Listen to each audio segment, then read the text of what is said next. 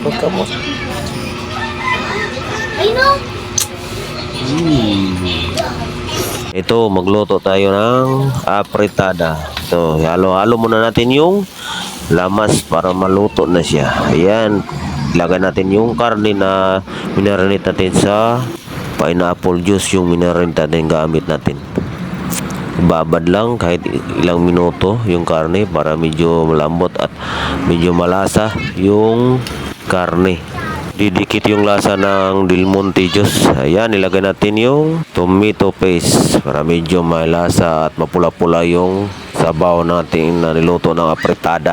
Ito na, pula-pula na talaga ha, yung karne natin. Yan, takpan na natin para medyo maluto. Yan, buksan na natin. Kaya na natin yung sabaw na marinated kanina sa karne natin. Ito na siya. Ito yung gagamitin natin sabaw. Ito, maglagay tayo ng Knorr cubes para may masarap yung sabaw natin. Ito, wala tayong green peas, ilagay natin sibuyas natin gagamitin sa green peas. Ito yun, pwede naman to siya. Kaya ito na, ilagay natin yung sibuyas.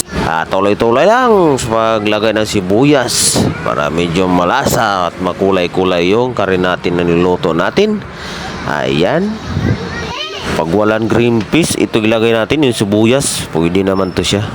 Ayan, lagyan natin ng konting tubig para medyo di maubos yung sabaw kasi medyo malapot-lapot na siya. Ay, takpan na natin uli. Takpan na natin para maluto yung karne.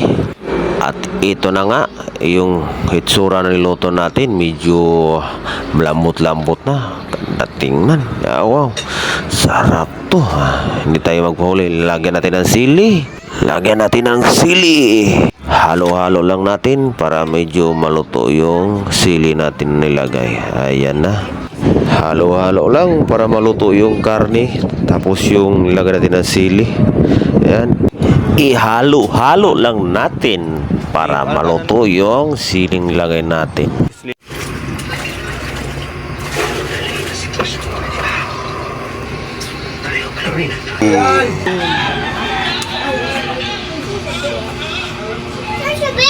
Puro pagkamos.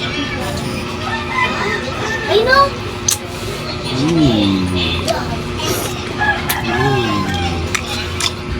Puro nga nag-update na ino.